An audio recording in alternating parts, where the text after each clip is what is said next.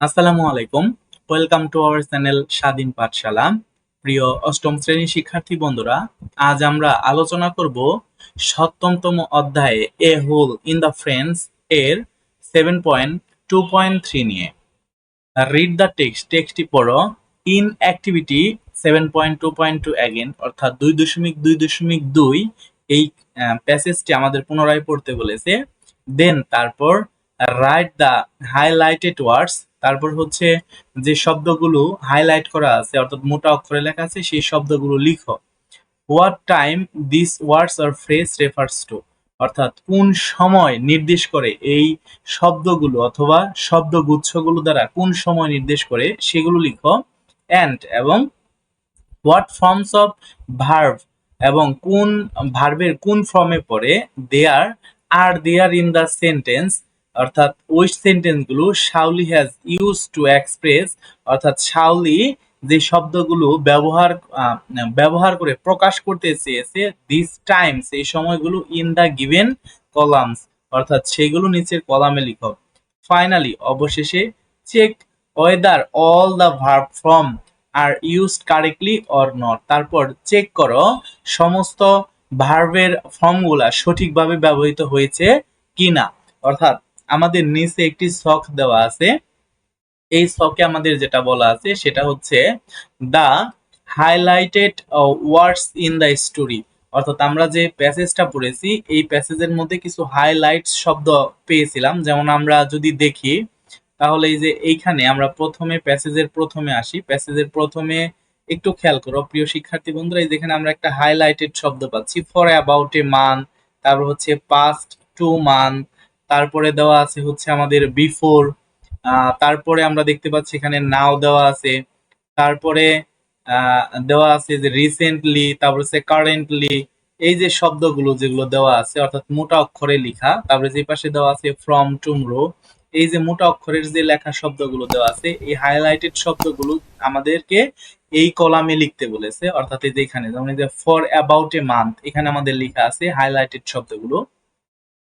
তারপরে 2 নম্বরে আমরা দেখতে পাচ্ছি the time of action the highlighted words refer to, অর্থাৎ এই যে হাইলাইটের যে শব্দগুলো আমরা এখানে পাচ্ছি এই শব্দগুলো আমাদের কোন সময়কে নির্দেশ করছে সেই সময়টা আমাদের এখানে লিখতে হবে। দ্যাটস এখানে আমরা বলছে ফর অ্যাবাউট এ মান্থ, তার মানে হচ্ছে 1 মাস যাবত।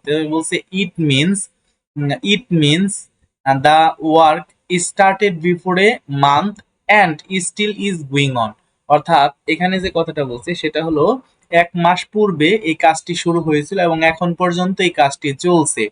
অর্থাৎ এই ফর অ্যাবাউট এ মান্থ এই কথাটা দ্বারা সময়কে বোঝানো হয়েছে যে 1 মাস যাবত পূর্বে 1 মাস পূর্বে কাজটি শুরু হয়েছিল এবং 1 মাস যাবত কাজটি চলছে, সময়কে নির্দেশ করেছে। এবং আমাদের 3 নাম্বার কলামে বলেছে the form of the verb Shaoli has used, অর্থাৎ যে ভার্বের যে ফর্মে শাওলি ব্যবহার করেছে টু ইন্ডিকেট দ্য টাইমকে নির্দিষ্ট করতে অফ অ্যাকশন কাজের ইন দ্য সেন্টেন্সে, অর্থাৎ বাক্যের মধ্যে শাওলি তার সময়কে নির্দেশ করার জন্য যে ভার্বের যে ফর্মগুলো ব্যবহার করেছে সেটা আমাদেরকে এখানে লিখতে হবে। যেমন এখানে ওই লাইনটা আমরা তুলে নিচ্ছি, all the members of the club have been collecting these items for about a month, অর্থাৎ আমরা এটা প্যাসেজের মধ্যে এই লাইনটাই আমাদের দেওয়া আছে, আমরা এই লাইনটা প্যাসেজ থেকে তুলে নিয়েছি।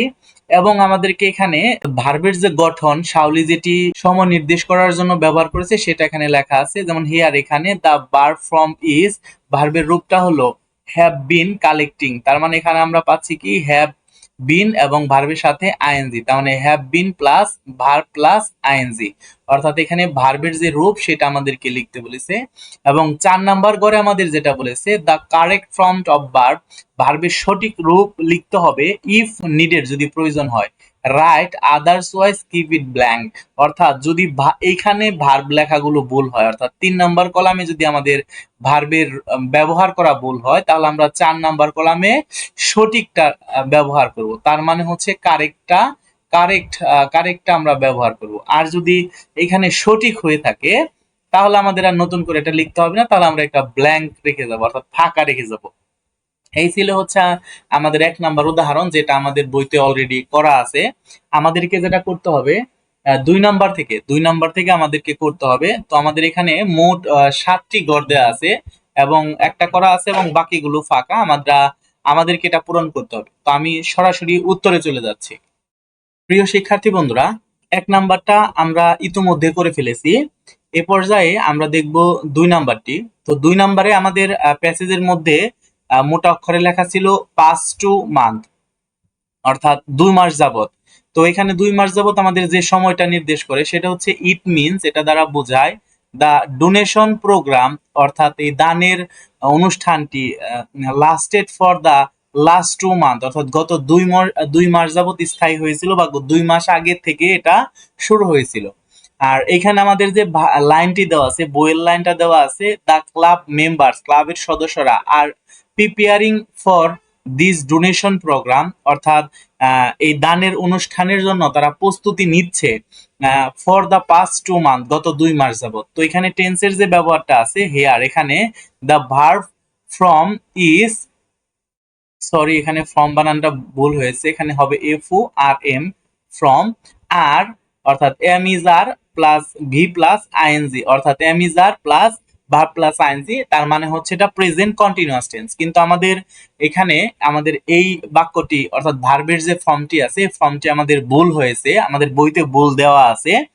আমাদেরকে সঠিক করে, অর্থাৎ এটা আগেই বলা ছিল যদি ভুল হয়ে থাকে তাহলে আমাদেরকে সঠিক করে লিখতে হবে। তাহলে সঠিক উত্তরটা হবে the club members have been preparing for this donation program for the last 2 month, অর্থাৎ এখানে আমাদের কি করতে হবে, হ্যাভ বিন করতে হবে। হ্যাভ বিন প্রিপেয়ারিং অর্থাৎ তারা গত 2 মাস যাবত প্রস্তুতি নিয়ে আসছে, অর্থাৎ আমাদের ভার্বের ফর্মটা হবে সেটা হচ্ছে have been plus verb plus ING, এটা হচ্ছে ভার্বের সঠিক রূপ।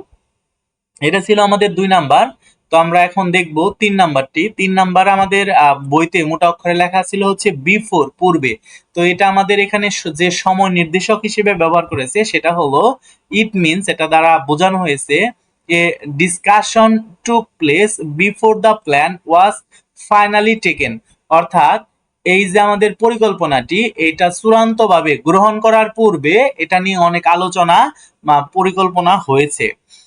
সো এটা আমাদের বইতে যে লাইনটি লেখা আছে সেটা হচ্ছে there had been a great deal of discussion before the plan was finalised, অর্থাৎ এই প্ল্যানটি চূড়ান্ত করার পূর্বে অনেক পরিকল্পনা করা হয়েছে। So here the verb from is, এখানে ভার্বের রূপটা হচ্ছে had been plus past participle of verb, অর্থাৎ এই যে এখানে আমরা হচ্ছে হ্যাড বিন এবং ভার্বের পাস্ট পার্টিসিপল মানে হচ্ছে এই যে ভি3 বলা আছে ভার্বের পাস্ট পার্টিসিপল, এই এই হচ্ছে এটা এখানে ভার্বের রূপ। আর এটা সঠিক বিদায় আমরা এই গড়টা আমরা ফাঁকা রেখে গিয়েছি। তারপরে আমরা 4 নাম্বারে দেখতে পাচ্ছি মোটা অক্ষরে আমাদের বইতে লেখা ছিল নাও।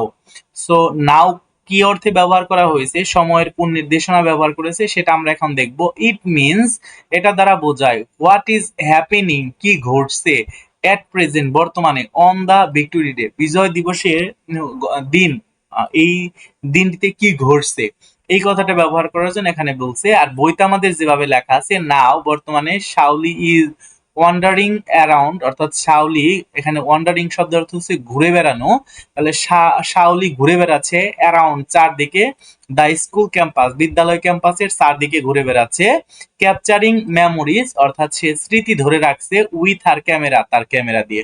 তো এখানে আমাদের ভার্বের যে রূপগুলো ব্যবহার করা হয়েছে সেটা হচ্ছে দা ভার্ব ফ্রম ইজ, ভার্বের ফর্মটা হলো ইজ ব্যবহার করেছে, তারপর হচ্ছে ভার্ব ব্যবহার করেছে এবং আইএনজি ব্যবহার করেছে, তার মানে হচ্ছে অক্সিলারি ভার্ব এবং হচ্ছে মেইন ভার্বের সাথে আইএনজি, তার মানে হচ্ছে প্রেজেন্ট কন্টিনিউয়াস টেন্স, অর্থাৎ শাওলি ওই মুহূর্তে আহ, আহ, তার স্কুল ক্যাম্পাসের চারদিকে ঘুরে বেড়াচ্ছে এবং সে ছবি তুলছে, তার মানে এটা প্রেজেন্ট কন্টিনিউয়াস টেন্সে আছে। সো আমাদের এই বাক্যটা সঠিক, তাই আমরা এখানে ফাঁকা রেখে যাব।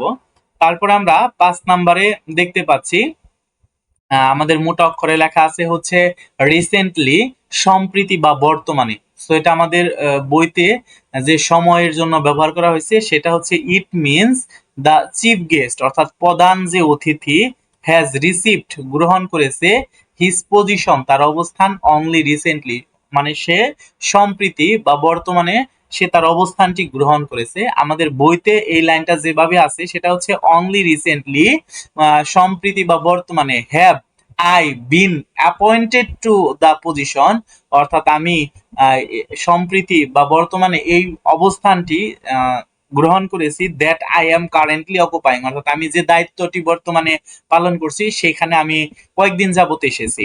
So here the verb from is, এখানে ভার্বের রূপটা হলো প্রেজেন্ট পারফেক্ট টেন্স, অর্থাৎ প্রথমে প্রেজেন্ট পারফেক্ট টেন্স, তারপর হচ্ছে ভার্ব, তারপর হচ্ছে সাবজেক্ট এম ইজ আর, ভার্বের সাথে আইএনজি।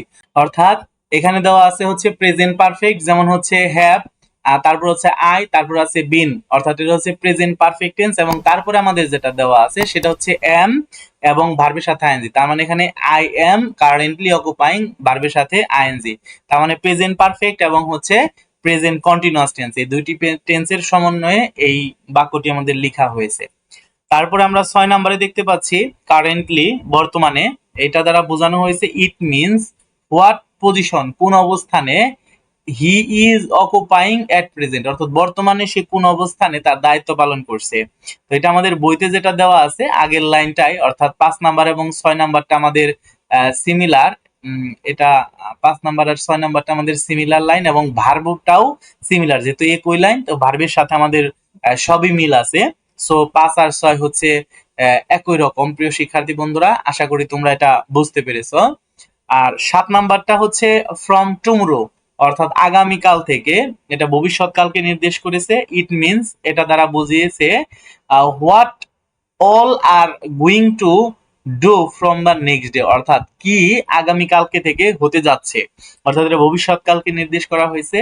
এবং এখানে আমাদের বইতে যে লাইনটা দেওয়া আছে সেটা হচ্ছে ফ্রম টুমরো, আগামীকাল থেকে, we all start working hand in hand, আমরা হাতে হাতে সবাই আগামীকালকে থেকে কাজটি শুরু করব। হিয়ার এখানে দা ভার্ব, ভার্বটি ফ্রম ইজ, অর্থাৎ ভার্বের ফর্মটা হলো present indefinite verb plus ING, অর্থাৎ এটা হলো প্রেজেন্ট ইনডিফিনিট এবং ভার্বের সাথে আইএনজি যোগ করা হয়েছে। আর এই বাক্যটি আমাদের ভুল দেয়া আছে, অর্থাৎ প্রেজেন্ট ইনডিফিনিটের সাথে আবার ভার্বের সাথে আইএনজি, এটা কখনো হতে পারে না। এই জন্য বাক্যটি ভুল, এবং আমরা সঠিক বাক্যটি আমরা লিখবো হচ্ছে যেমন from tomorrow we shall all start working hand in hand, অর্থাৎ যেহেতু এটা আমাদের ফ্রম টুমরো ছিল, অর্থাৎ আগামীকাল বা ভবিষ্যৎকে বোঝানোর জন্য এটা ব্যবহার করা হয়েছে, সুতরাং আমাদের এখানে ব্যবহার করতে হবে শ্যাল উই। তাহলে ভার্বের ফর্মটা হবে, ভার্বের ফর্ম হবে ফিউচার ইনডিফিনিট এবং ভার্বের সাথে আইএনজি। এখানে আমরা যেমন পাচ্ছি উই শ্যাল, অর্থাৎ এটা হচ্ছে ইনডিফিনিট এবং এখানে আছে ভার্বের সাথে আইএনজি, দ্যাটস মিন আমরা এটা বলতে পারি ফিউচার ইনডিফিনিট এবং ভার্বের সাথে আইএনজি। এই ছিল হচ্ছে আমাদের সঠিক উত্তর। প্রিয় শিক্ষার্থী বন্ধুরা, আশা করি তোমরা এই পাঠটি বুঝতে পেরেছো।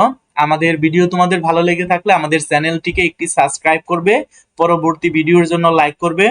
আজ আমি এখানেই বিদায় নিচ্ছি, ধন্যবাদ সবাইকে, আসসালামু আলাইকুম।